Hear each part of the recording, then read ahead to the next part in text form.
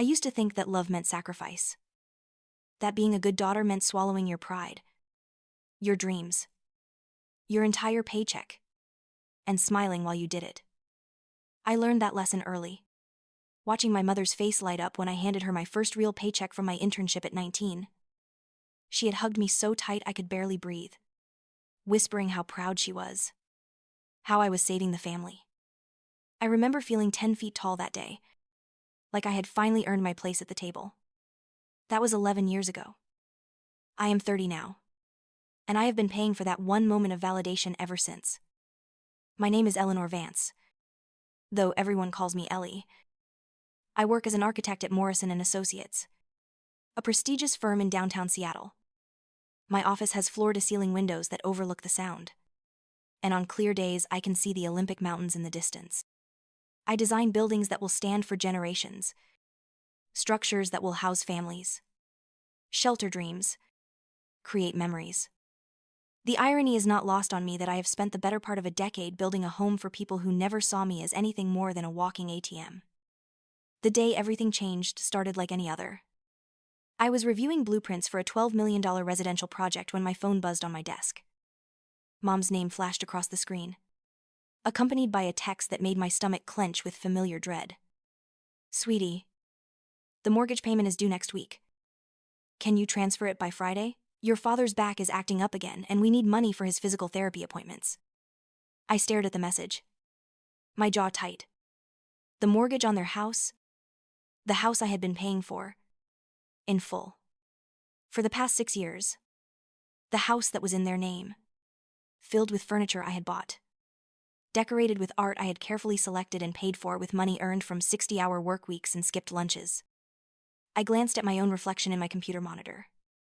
Dark circles under my eyes, a face that looked older than 30, stress lines already forming around my mouth.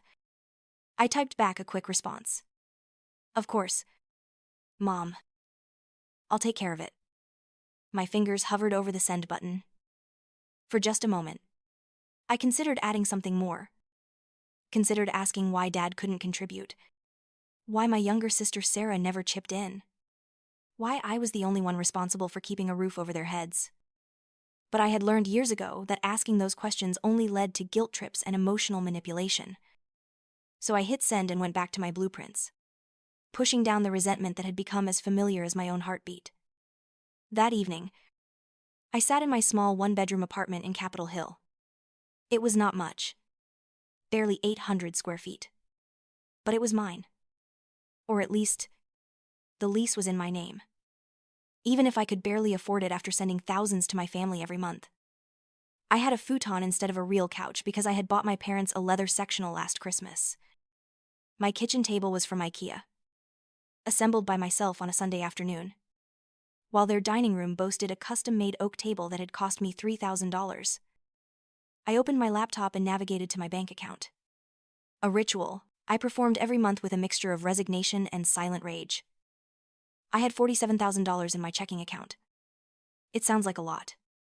I know. But that was the accumulation of 3 months of paychecks. And I was about to watch half of it disappear.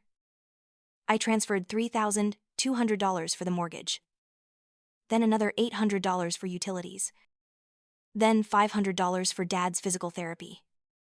Then another $600 because Sarah's car needed new tires and she was between jobs again. By the time I closed my laptop, my checking account read $41,900. I had given them over $5,000 in one evening. And I would not receive a single thank you. Just an expectation that I would do it again next month.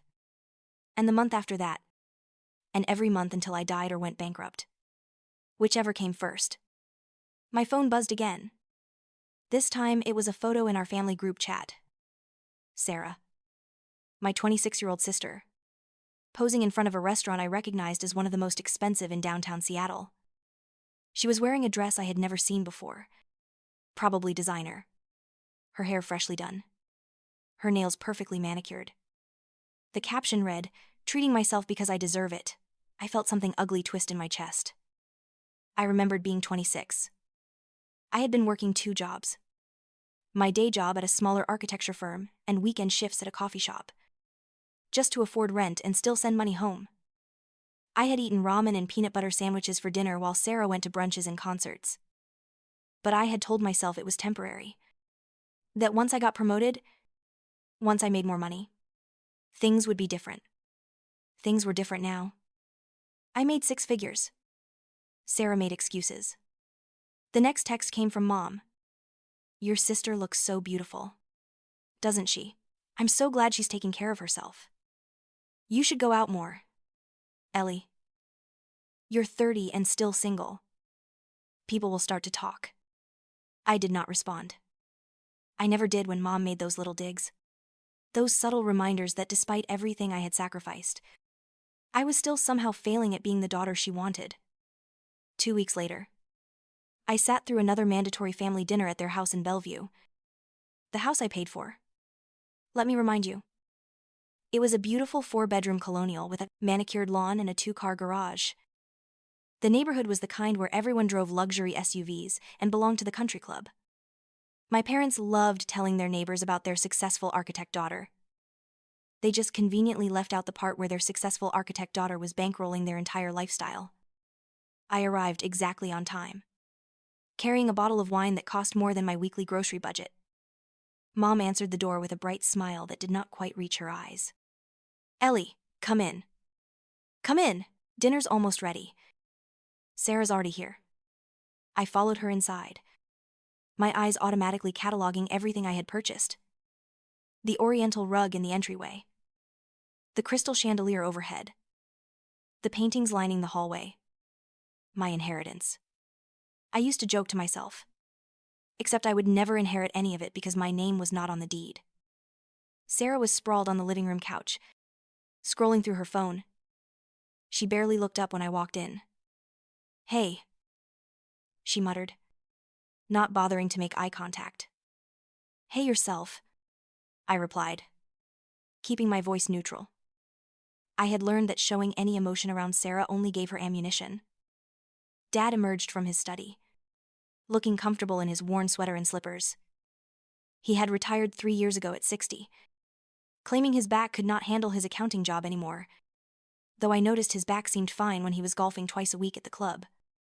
Eleanor, he said, giving me a brief nod. We were not a hugging family. At least, not when it came to me. I had seen Dad embrace Sarah plenty of times. Seen Mom stroke her hair and call her my baby girl. But I got nods and distant smiles, like I was a respected colleague rather than a daughter. Dinner was served in the dining room at the custom table I had bought. Mom had made roast chicken, my favorite, which I knew was her way of buttering me up before asking for something. The first 20 minutes passed in mundane conversation about the weather, about Dad's golf game, about Sarah's latest failed job interview. Then Mom struck. Ellie, honey, your father and I have been talking. She glanced at Dad, who suddenly became very interested in his plate. The property taxes are due next month, and they've gone up quite a bit this year. We were hoping you could help us out. How much? I asked, my fork frozen halfway to my mouth. About $8,000. I set my fork down carefully, using every ounce of self-control to keep my face neutral. $8,000. On top of the mortgage, the utilities, the endless stream of emergencies that always seem to require my immediate financial intervention. That's a lot of money. Mom. I know. Sweetie. But you're doing so well at your job, and we've given you so much over the years. We raised you, paid for your education. She said it so casually, as if the guilt trip was not sharp enough to draw blood. I wanted to remind her that I had paid my own way through college with scholarships. Student loans I was still paying off. And those 2 jobs I had juggled. I wanted to ask when exactly I had signed up to be their personal bank. But I did not. I never did. Fine, I said quietly. I'll transfer the money next week. That's my girl, Mom beamed at me, then immediately turned to Sarah. See, this is what family does. We support each other. Sarah smirked, and I saw something flash in her eyes. Contempt. Maybe. Or satisfaction. She knew I was the family cash cow, and she was perfectly content to let me bear that burden while she coasted through life, jobless and responsibility-free. The rest of dinner was torture. Mom and Sarah spent an hour criticizing my life choices. Why was I still single? Did I even try to meet men? Was I so focused on my career that I had forgotten how to be a woman? Each comment landed like a small knife. Death by 1,000 cuts. And through it all, Dad said nothing. He just ate his chicken and avoided my eyes. The silent enabler who let his wife and younger daughter tear into me while he pretended not to notice. There was one other person at that dinner who saw everything. My Uncle David, Mom's older brother, sat at the far end of the table in his usual spot. He was 72. A retired police officer who had moved in with my parents 2 years ago after his wife passed away. Uncle David rarely spoke during these family gatherings, but I always felt his eyes on me, watching, assessing. That night, I caught him looking at me with an expression I could not quite name. Pity. Maybe. Or anger on my behalf. After dinner, I helped Mom clear the dishes, because that was what good daughters did. Sarah had disappeared upstairs to take a phone call, and Dad had retreated to his study. I was loading the dishwasher when I heard voices from the living room. Mom and Sarah, talking in those loud whispers that people use when they think no one else is listening. I can't believe she actually agreed to pay the property taxes, Sarah said, her voice dripping with amusement. God, she's so pathetic. Shh. She'll hear you, Mom replied. But she was laughing. Actually laughing. But you're right. Your sister has always been the useful one. Not pretty like you. Not fun. But at least she's good for something. I stood frozen at the kitchen sink. A plate in my hands. Water running over my fingers. The useful one. Good for something. I heard Dad's voice join them. Must have come out of his study to listen. Well? She makes good money, he said with a chuckle. Might as well put it to good use. She's not spending it on herself. Clearly. Have you seen how she dresses? They all laughed at that. My own family. The people I had sacrificed everything for. Laughing at me in the house I paid for. Sitting on furniture I bought. After eating food purchased with my money. I carefully set the plate in the dishwasher and walked out of the kitchen. None of them noticed me leave. I grabbed my coat from the front closet and let myself out the front door. My hands shaking so badly I could barely grip my car keys. I sat in my car in their driveway for 10 minutes, just breathing, trying to process what I had heard. But I could not. The words kept playing in my head on repeat. Pathetic. Useful. Good for something. Not pretty. Not fun. I drove home in a daze. My vision blurred, with tears I refused to let fall. I had learned a long time ago that crying changed nothing.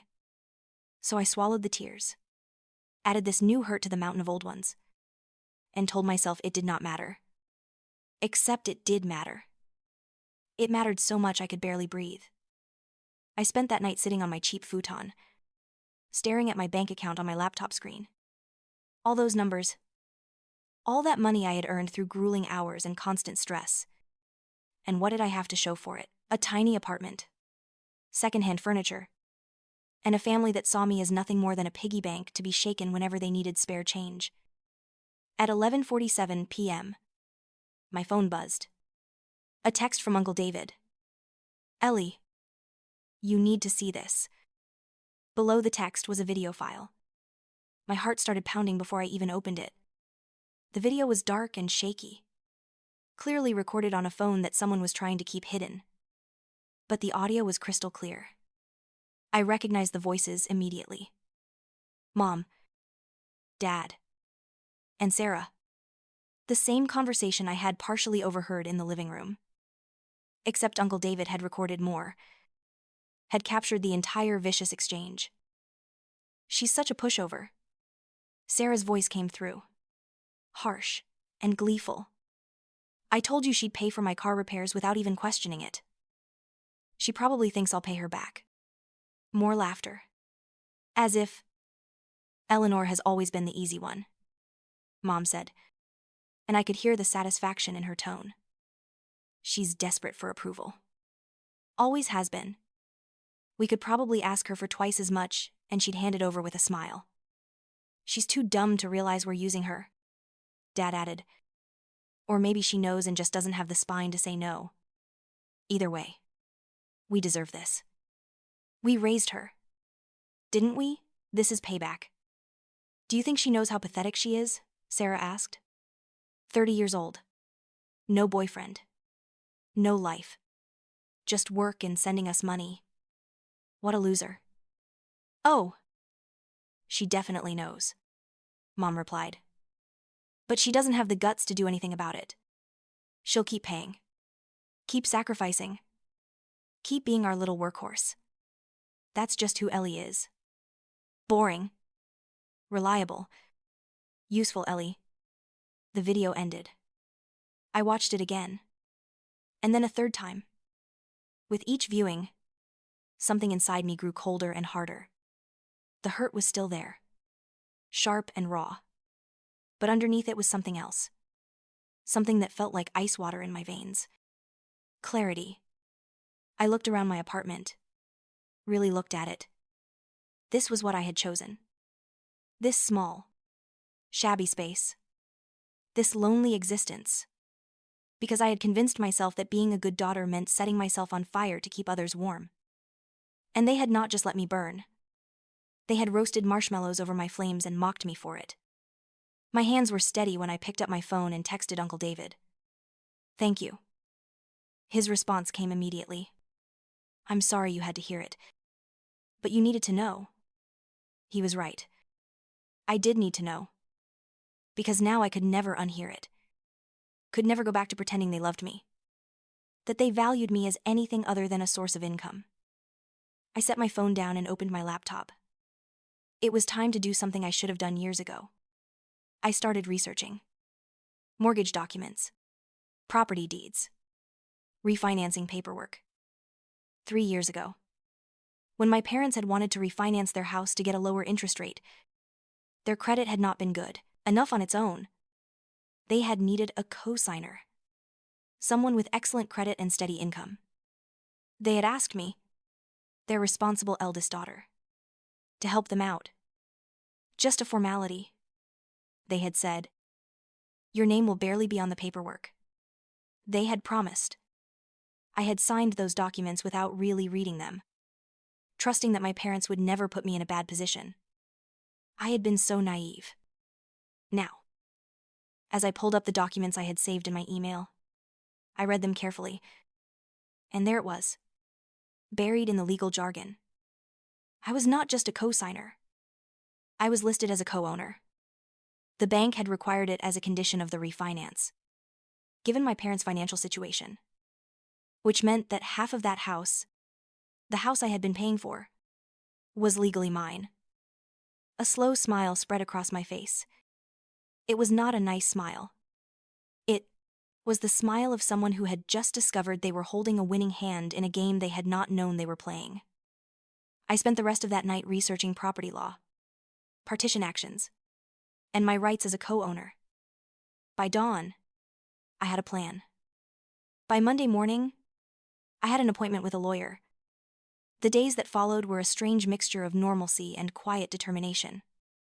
I went to work, smiled at colleagues, presented my designs in meetings. But underneath the calm surface, I was a woman on a mission. I did not answer calls from my family. When Mom texted asking about the property tax money, I responded with a simple, I'm looking into it. Nothing more. On Thursday, I met with Ms. Albright, a real estate attorney whose office was in a sleek high-rise downtown. She was exactly what I needed. A sharp-eyed woman in her 50s with steel gray hair pulled back in a tight bun and an expression that suggested she had seen every dirty trick in the book and invented a few of her own. I laid out my situation in clear, unemotional terms. Showed her the mortgage documents, the bank statements proving I had been making payments, the text messages from my family treating me like their personal ATM, and then I played her the video Uncle David had sent me. Ms. Albright's expression did not change as she listened to my family mock me and gloat about using me. When the video ended, she set down her pen and looked at me directly. "What do you want to do?" she asked. "I want out," I said. "I want to file a partition action.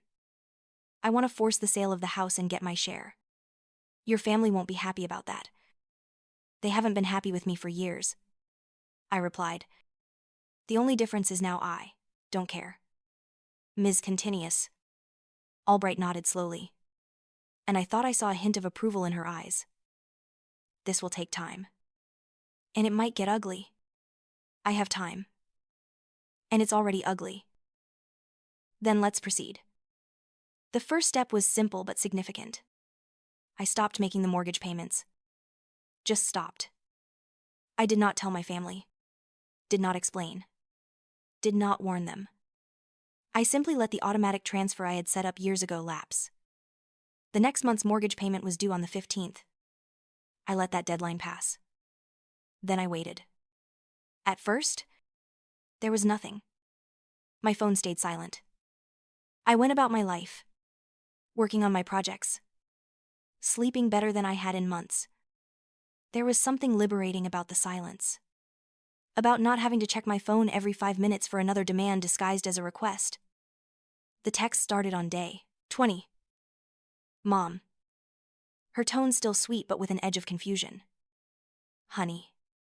The bank called about a missed payment. Did you forget to transfer the mortgage money?" I read the text and set my phone face down on my desk. Did not respond. Just went back to work. Day 30 brought more texts. These ones more urgent. From Mom. From Dad. Even one from Sarah that just read, "What the fuck, Ellie? Pay the mortgage." I deleted them all without responding. By day 45, the panic was setting in. Mom called 6 times in one evening. I let every call go to voicemail. Her messages went from concerned to angry to desperate. "Eleanor Vance. You call me back right now! What is wrong with you? Your father and I need to talk to you immediately." I listened to each voicemail once, my face expressionless, and then deleted them. Day 60 brought the first notice from the bank. A warning letter about missed payments and the possibility of foreclosure proceedings if the situation was not rectified immediately. I knew about that letter because Ms. Albright had prepared me for it. I knew my parents received one too.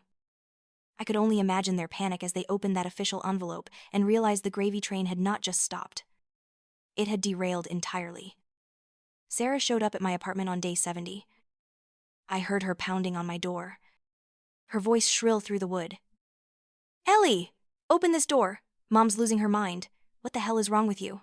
I sat on my futon, reading a book, and waited for her to leave. It took 20 minutes of yelling and pounding before she finally gave up. I heard her shout, "Bitch!" through the door before her footsteps receded down the hallway. Day 80 brought phone calls from relatives I had not heard from in years. Apparently, my parents had called everyone they knew, spinning some story about how their ungrateful daughter had abandoned them in their time of need. I blocked each number as it called. Let them think what they wanted. On day 90, the official foreclosure notice arrived. Ms. Albright called me to let me know that the bank was proceeding with legal action. My parents had 45 days to either bring the mortgage current or vacate the property. They've been calling the bank constantly. As Albright told me, trying to explain that their daughter usually pays, that this is all a misunderstanding. The bank doesn't care. They want their money. Good, I said. Your family is going to come after you hard, she warned. Be prepared. She was right. That evening, all 3 of them showed up at my apartment. I watched through the peephole as they stood in the hallway, their faces masks of fury and panic. Mom's hair was disheveled, her makeup smudged. Dad looked 10 years older, his face gray with stress. Sarah just looked angry, her jaw clenched, her eyes blazing. Mom knocked, her voice wavering between anger and desperation. Ellie, we know you're in there. Open this door right now. We need to talk. I did not move, did not make a sound. Just watched them through the tiny glass circle, seeing them as they truly were for perhaps the first time. Not my family. My exploiters. "This is insane," Dad shouted, his voice cracking. "You're going to let us lose our home after everything we've done for you?" I almost laughed at that. After everything they had done for me. The only thing they had ever done for me was teach me that I was not worth loving unless I was useful. They stayed for over an hour, knocking and pleading and threatening by turns. I sat on my futon and listened to every word, letting their desperation wash over me like rain. When they finally left, I stood up, made myself a cup of tea, and went to bed. The next morning, I showed up at the house in Bellevue unannounced. It was Saturday, mid-morning, and I knew they would all be home. I used my key to let myself in, walking through the front door like I owned the place. Because technically, I did. Half of it. Anyway. They were all in the living room, looking like they had not slept. The coffee table was covered in papers, bank statements and foreclosure notices and desperate scribbled notes. They looked up when I walked in, and for a moment, nobody spoke. Then Mom lunged to her feet. "Where have you been? Do you have any idea what you've done? We're going to lose everything." I looked at her calmly, my hands in my coat pockets. "I know." "You know?" Dad stood up too, his face red. "You know, and you just didn't care enough to stop it?" "Oh, I care," I said softly. "I just don't care about you anymore." Sarah's eyes went wide. "What the fuck is your problem?" I pulled out my phone and played the video Uncle David had sent me. Turned the volume up so they could hear every word clearly. Their own voices. Mocking me. Using me. Laughing at how pathetic I was.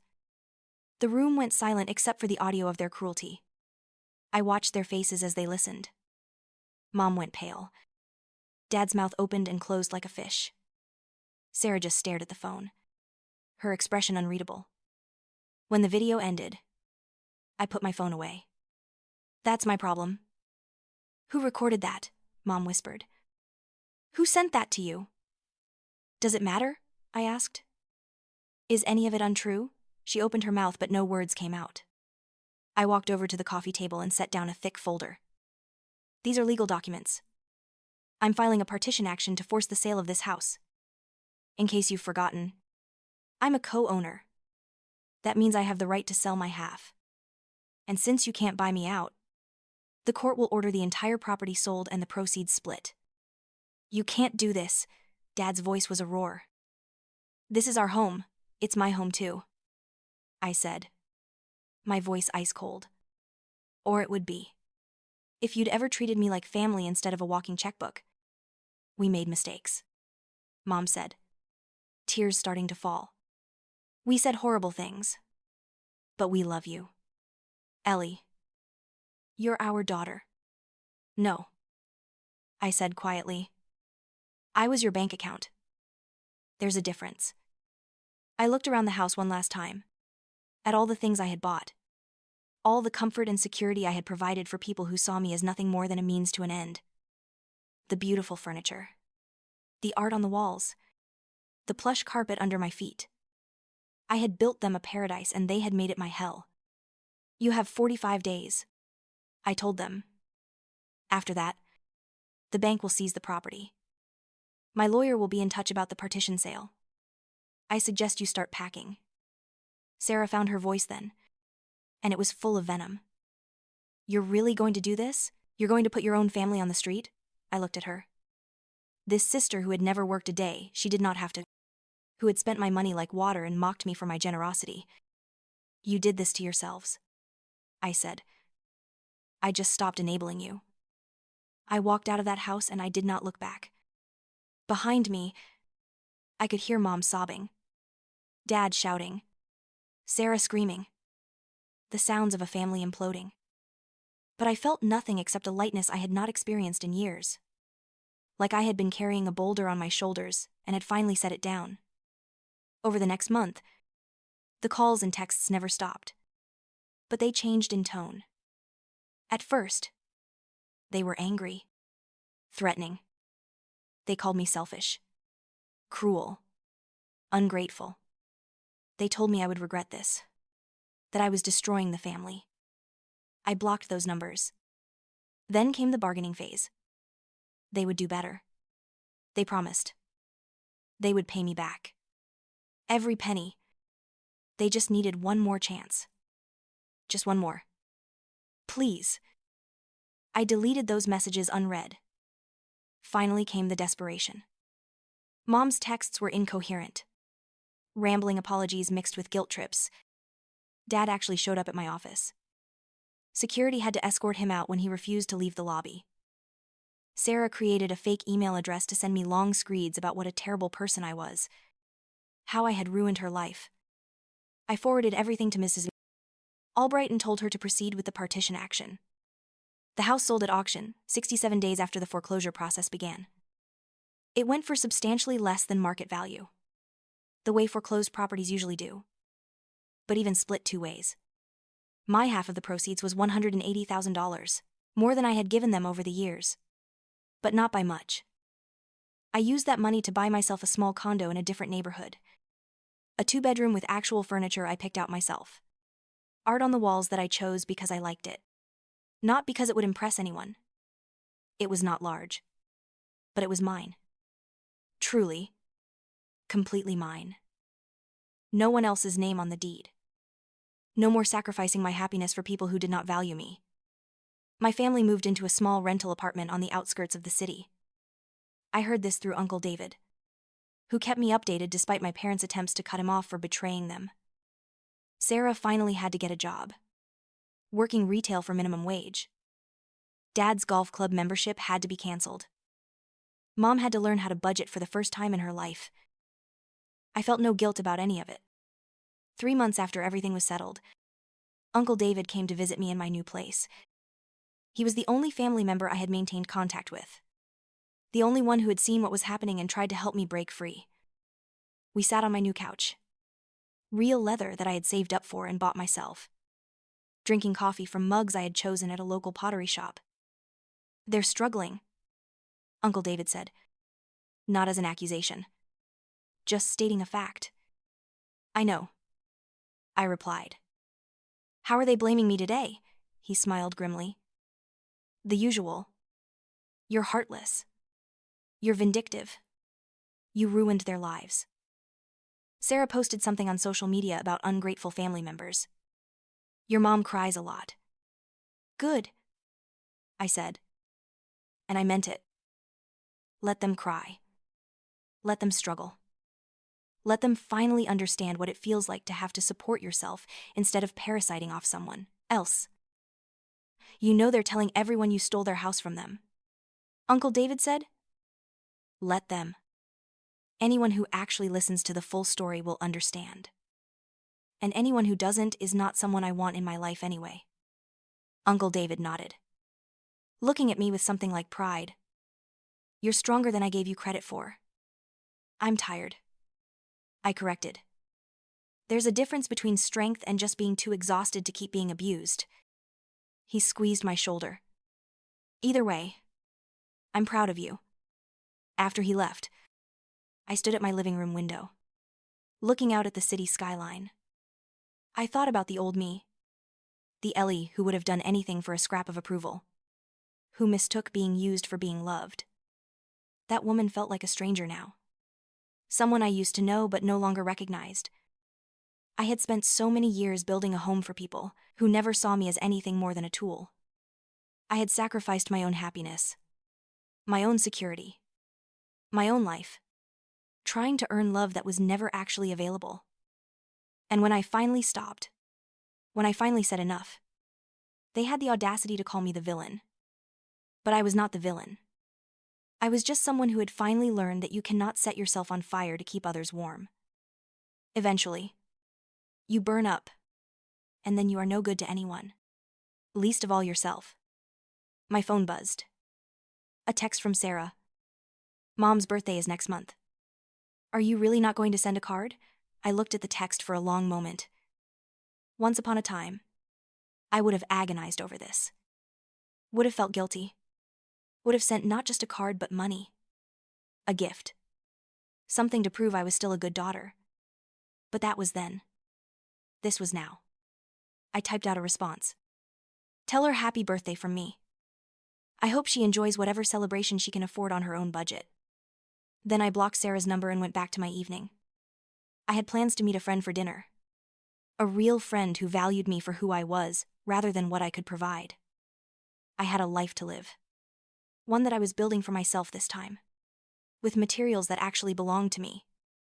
That night, lying in my new bed in my new home, I thought about revenge. Everyone thinks revenge has to be loud and dramatic. Some grand gesture of payback. But real revenge, the kind that actually matters, is quieter than that. It is simply refusing to be a victim anymore. It is taking back your life and building something beautiful with it. Something that does not include the people who tried to tear you down. I had spent years constructing a house, for my family. A beautiful shelter built on my sweat and sacrifice. And they had burned it down with their greed and cruelty. Now they could live in the ashes of what they had destroyed. While I built myself a new home somewhere they could never reach. As I closed my eyes, I felt something I had not experienced in over a decade. Peace. Real. Genuine. Bone-deep peace. The kind that comes from finally putting yourself first. And in the morning, I would wake up in my own bed. In my own home. Living my own life. That was not just revenge. That was freedom. That was everything. 6 months passed before I saw any of them again. And even then, it was purely by accident. I was at a coffee shop near my office, waiting in line for my usual cappuccino, when I heard a familiar voice behind me. Sarah's voice. Though it sounded different somehow. Tired. Smaller. I turned slowly, keeping my face carefully neutral. She was standing 3 people back in line, wearing clothes I did not recognize.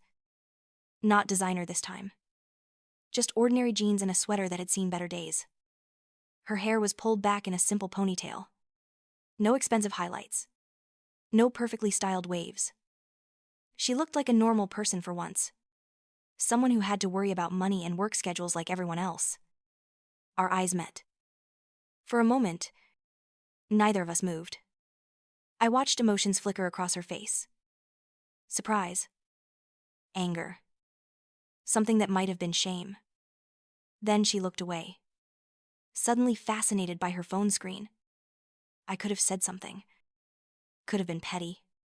Could have made a comment about how the mighty had fallen. But I did not. Because the truth was, looking at her standing there in her ordinary clothes with her ordinary problems, I felt nothing. Not anger. Not satisfaction. Not even pity. Just a vast, echoing nothing where all my complicated feelings about my family used to live. I got my coffee and left without saying a word. As I walked back to my office, I realized that this was the real victory. Not making them suffer. Not even getting my money back. The real victory was reaching a place where they simply did not matter to me anymore. That evening, I had dinner with my friend Jessica, someone I had met through work about a year ago. We had bonded over late nights at the office and a shared love of terrible reality TV shows. She was one of the first real friends I had made in years. Someone who liked me for who I was, rather than what I could do for them. Over pasta and wine, I told her about running into Pax, Sarah. Jessica listened, twirling her fork thoughtfully. How did it feel? She asked. Empty, I admitted. Like seeing a stranger. Someone I used to know in another life. Jessica nodded. That's healthy. You know, it means you've actually moved on. Not just pretended to. It is strange, though, I said, taking a sip of wine. I spent so many years revolving around them, organizing my entire life around their needs and demands. And now they're just people I used to know. Like old coworkers or former classmates. That is what happens when you finally put yourself first, Jessica said. You realize how much space all that resentment and obligation was taking up. And once you clear it out, you have room for actual good things. She She was right. In the months since I had cut my family off, my life had expanded in ways I had not expected. I had started taking a pottery class on weekends, something I had always wanted to try but never had time or money for. I had joined a hiking group and spent my Saturdays exploring trails in the Cascades. I had even gone on a few dates. Nothing serious yet. But it was nice to be open to the possibility of romance without the constant anxiety about what my family would think or demand. My career had flourished too, without the constant financial stress of supporting 3 other adults. I had been able to take on more challenging projects, the kind that required focus and creativity rather than just churning out billable hours as fast as possible. Last month, I had won a design competition for a public library project, something that would have been impossible when I was working myself to exhaustion just to keep my family afloat. 2 weeks after the coffee shop encounter, Uncle David called me with news. "Your father got a job," he said without preamble. "Part-time. But it is something.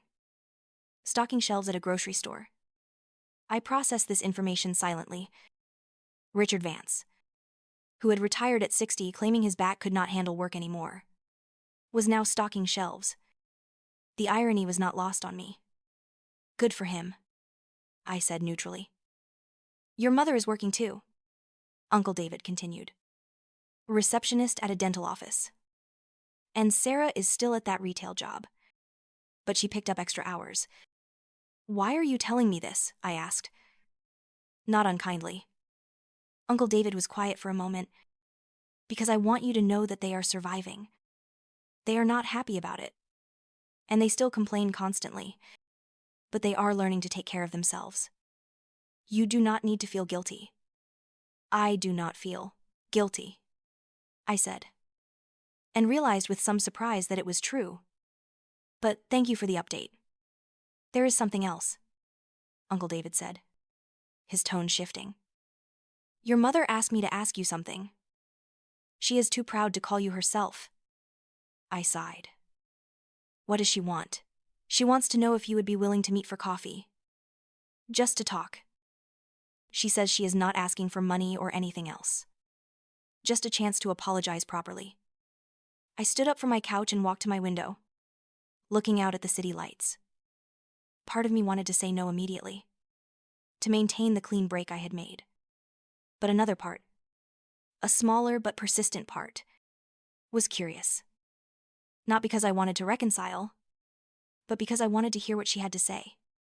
Wanted to know if she had actually learned anything or if this was just another manipulation. "I will. Think about it," I told Uncle David. "That is all I ask," he said gently. "No pressure either way. You have earned the right to make whatever choice is best for you." After we hung up, I sat with the question for several days. I talked to Jessica about it. I talked to my therapist, a woman named Dr. Chen, whom I had started seeing 3 months ago to process everything that had happened. I even made a pro and con list, something my architectural training had taught me to do when facing difficult decisions. In the end, I decided to meet with Mom. Not because I owed her anything, and certainly not because I was ready to forgive and forget, but because I wanted closure on my own terms. I wanted to look her in the eye as the person I had become, not the person she had molded me to be. We met at a neutral location, a small cafe in a neighborhood neither of us frequented. I arrived first, claiming a table near the back where we could talk privately. When Mom walked in 10 minutes later, I barely recognized her. She had aged years in the span of months. Her hair, always professionally colored and styled, was now showing gray roots and pulled back in a simple clip. She wore minimal makeup, and her clothes, while clean and presentable, were clearly not the designer labels she used to favor. But more than her appearance, it was her demeanor that had changed. The confident, commanding presence I remembered was gone, replaced by something smaller and more tentative. She spotted me and walked over slowly, clutching her purse like a lifeline. When she sat down across from me, I could see her hands were shaking. "Thank you for agreeing to meet with me," she said, her voice barely above a whisper. "I was not sure you would. I almost did not. I replied honestly. I am still not sure why I am here. Mom nodded, looking down at the table. I deserve that. I deserve much worse than that. Actually, a waitress came by, and we both ordered coffee. The silence between us was heavy, weighted with years of hurt and resentment. When the waitress left, Mom finally looked up at me. I have been thinking about what I want to say to you for months now, she began. I have rehearsed it 100 times. But now that you are sitting here, I realize that nothing I say can actually make this right. Nothing I say can undo what we did to you. I stayed silent, waiting. I had learned that sometimes the most powerful thing you can do is simply let someone else fill the silence. We used you, Mom continued, her voice cracking. We used you, terribly. And we convinced ourselves it was justified because we had raised you. Because you were family. Because you were doing well and we were not. We turned you into an ATM and then mocked you for being generous. We took advantage of your love and your loyalty. And when you finally stood up for yourself, we called you the villain. Tears were streaming down her face now, but I felt no urge to comfort her. These were her tears to cry. Her guilt to carry. I had carried enough for both of us over the years. That video you played, she whispered. Hearing our own words played back. Hearing how cruel we were. How dismissive. Ellie, I cannot tell you how ashamed I am. How disgusted I am with myself. What kind of mother says those things about her own daughter? The kind who never saw me as a daughter in the first place, I said quietly. Just a resource to be exploited. Mom flinched as if I had slapped her. You are right. God help me. You are absolutely right. And I cannot even say I did not know what I was doing. I knew. We all knew. We just did not care because it was easier to take advantage of you than to fix our own problems. Our coffee arrived. Mom wrapped her hands around her cup but did not drink. Just stared into the dark liquid like it held answers. Losing the house was the worst thing that ever happened to us, she said. But it was also the wake-up call we desperately needed. Your father and I had been coasting for so long, relying on you to fund a lifestyle we had not earned. Sarah had never learned to be responsible because we never made her. We were all parasites, feeding off you. And we did not even realize how toxic we had become until you cut us off. And now, I asked, now that you have had your wake-up call, what has changed? Mom finally looked at me directly. Everything. We are all working now. Real jobs that we have to show up for and actually perform. We live within our means. Or we try to. It is hard. Ellie. It is so much harder than I ever imagined. Having to budget. Having to say no to things we want. Having to be accountable for our own bills and expenses. I never appreciated how much you were doing for us. How much you were sacrificing. I am glad you are learning that, I said. Genuinely. But that does not change anything between us. You did not just take my money, Mom. You took my dignity. You mocked me while I was bleeding myself dry to keep you comfortable. That is not something I can just forgive because you had to get a job. I know, she said, nodding. I am not asking for forgiveness. I am not asking for anything. Actually, I just wanted you to know that I see what we did now. I see it clearly. And it horrifies me. You deserved so much better from us. You deserved parents who were proud of you for who you were. Not just what you could provide. You deserved a sister who supported you instead of mocking you. You deserved a family that loved you. I did. I agreed. And I never got that. So I built my own life instead. I heard you won some kind of design award, Mom said softly. David told me. He is very proud of you. Uncle David has been kinder to me than my actual parents ever were, I said. He is the only one who saw what was happening and tried to help me. He has been pretty clear about his disappointment in us, Mom admitted. He barely speaks to your father and me anymore. Says we do not deserve his time until we prove we have actually changed. He is a smart man. Mom smiled sadly. He always was. I should have listened to him years ago when he tried to tell me we were being too hard on you. Too demanding. But I did not want to hear it. We sat in silence for a few moments, sipping our coffee. I studied my mother's face, looking for signs of deception or manipulation. But all I saw was exhaustion and genuine remorse. It did not change how I felt. Did not erase the years of hurt. But it was something. What do you want from this conversation? I asked finally. What is the endgame here? Mom looked startled by the directness of the question. I do not know, she admitted. I guess I wanted you to know that I am sorry. That we are all sorry. Even if Sarah and your father are too stubborn to say it properly. I wanted you to know that you were not wrong to cut us off. That you had every right to protect yourself from us.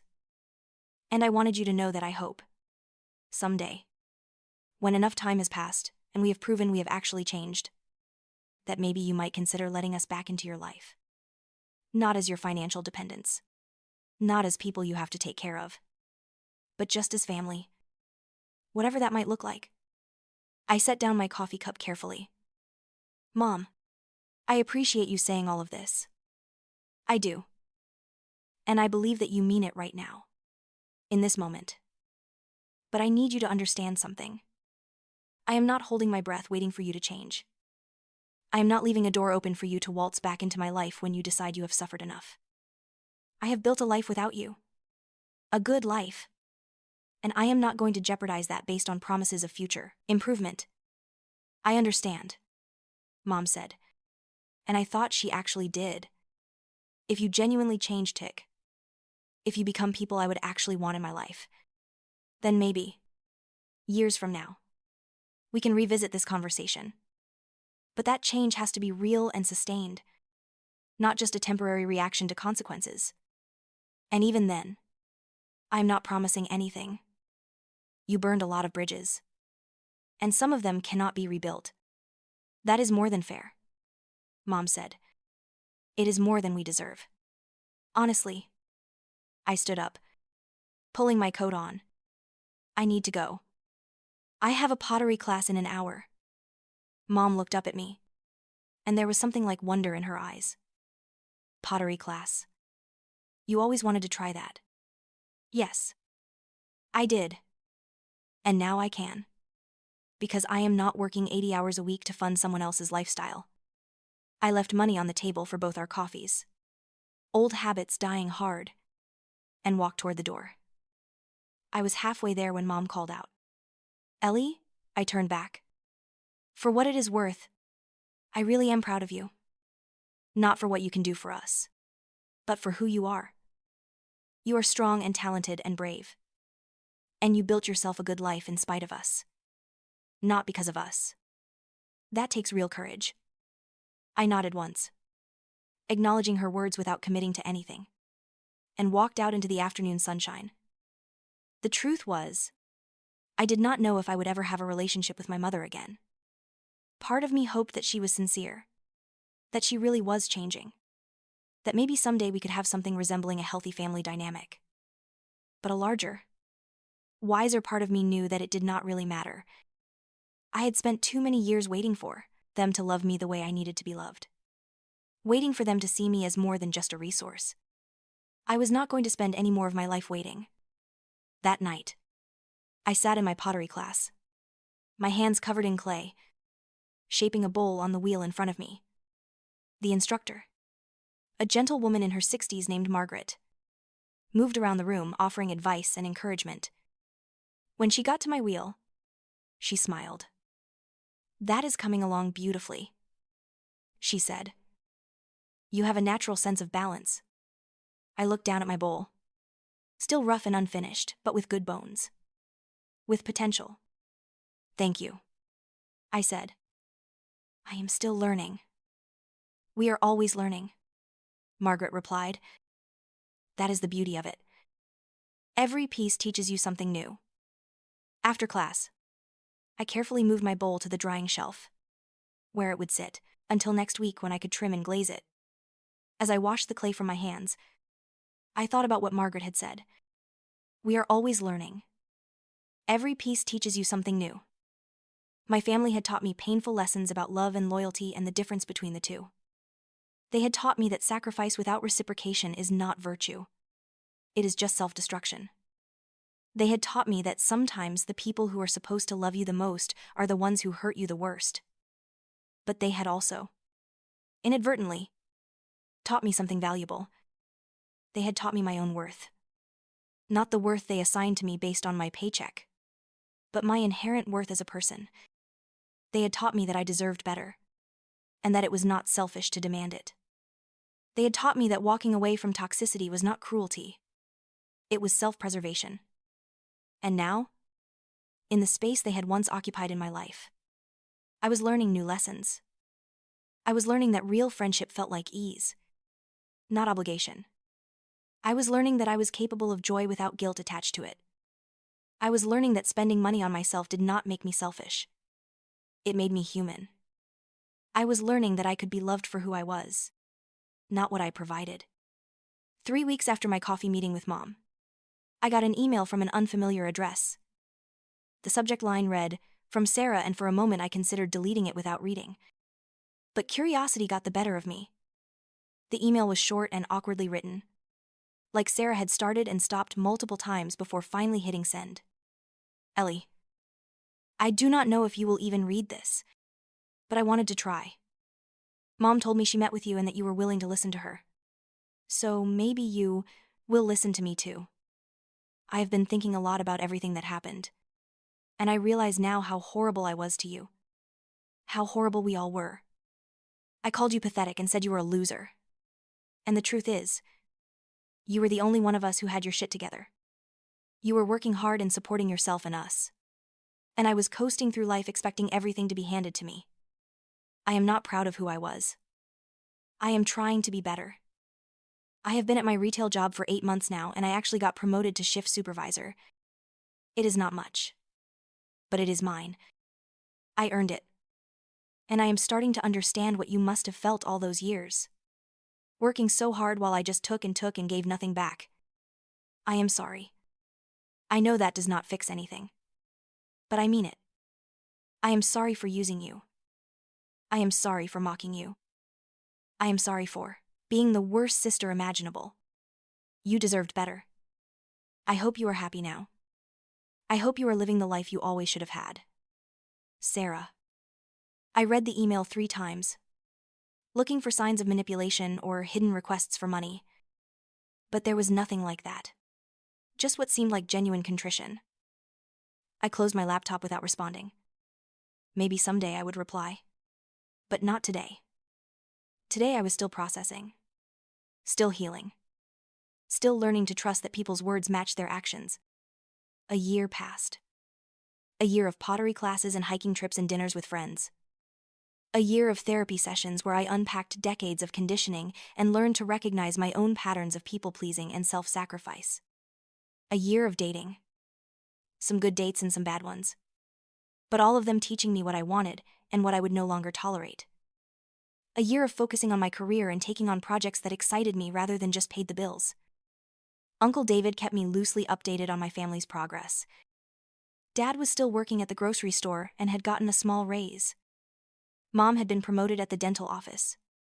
Sarah had moved out of their apartment and into a place with roommates, taking responsibility for her own rent for the first time in her life. They were surviving, even beginning to thrive in small ways. I was happy for them, in an abstract sort of way. Happy that they were learning to be functional adults. But their progress did not change my boundaries. I still did not call them, did not text them, did not send birthday cards or holiday gifts. My life had moved forward without them, and I had no desire to go backward. On the anniversary of the day, I had stopped paying their mortgage. I did, something symbolic. I took myself out to an expensive dinner. The kind of restaurant I used to fantasize about but never went to because I was always sending my money elsewhere. I ordered the most expensive bottle of wine on the menu, ate a perfectly prepared steak, and finished with a decadent chocolate dessert. When the check came, it was over $200 for just me. Old Ellie would have been horrified at the extravagance. would have calculated how many mortgage payments that could have covered. But new Ellie just smiled, pulled out her credit card, and paid without a second thought. Because I had earned this money. I had worked hard for it. And I deserved to enjoy the fruits of my labor. As I walked home that night, full and happy and slightly tipsy from the wine, I thought about the concept of revenge. When I had first discovered my family's betrayal, I had wanted to hurt them the way they had hurt me. I had wanted them to feel the pain and humiliation I had endured. And for a while, watching them lose their house and struggle with jobs and face the consequences of their actions, I had felt a savage satisfaction. But a year later, I realized that the revenge was not actually in their suffering. The revenge was in my happiness. The revenge was in building a life so full and rich and satisfying that I did not need them anymore. The revenge was in becoming the person I was always meant to be, unburdened by their expectations and demands. They had tried to make me small, to keep me useful and grateful and desperate for their approval. And instead, I had become vast. I had become free. I had become myself. That was the sweetest revenge of all. Not making them suffer, but making myself happy. Not tearing them down, but building myself up. Not looking back in anger, but looking forward with hope. I still carry the scars of those years. I probably always will. There are moments when I catch myself overworking, when I feel guilty for spending money on myself, when I default to people-pleasing behaviors that I learned in childhood. But now I recognize those patterns. I stop myself. I remind myself that I am worth more than what I can do for others. And slowly, month by month, year by year, I am healing. I am becoming whole in a way I never was when I was breaking myself into pieces to fill other people's voids. Sometimes, late at night, I wonder if my family thinks about me. If they regret what they did. If they have really changed, or if they are just better at hiding their toxicity. But those thoughts come less frequently now. And when they do not have the power to hurt me the way they once did. Because the truth is, it does not matter anymore. Whether they regret it or not. Whether they changed or not. Whether they miss me or not. None of it matters. I am no longer living my life in reaction to them. I am living my life for me. And that, I have learned, is the only way to truly win. Not by destroying your enemies, but by building a life so good that your enemies become irrelevant. Not by proving them wrong, but by becoming so secure in yourself that their opinions lose all power. I built them a house with my love and my money and my endless patience. They burned it down with their greed and their cruelty. And from those ashes, I built myself a castle. One where I am the sole resident, the sole ruler, the sole beneficiary of all my hard work. They are welcome to their struggling little lives in their rental apartment, learning lessons they should have learned decades ago. I am busy over here in my castle, living the life I always deserved. And some nights, when I am curled up on my couch with a good book and a glass of wine, when sunlight streams through the windows I paid for in a home that is truly mine, I raise that glass in a silent toast. To freedom. To boundaries. To choosing yourself. To walking away from people who drain you, even when those people are family. To building a life that makes you happy instead of a life that makes you useful. To revenge that looks like peace. To justice that looks like joy. To victories so quiet that no one else even realizes you have won. That is the story of how I lost my family and found myself. And I would make the same choice again in a heartbeat.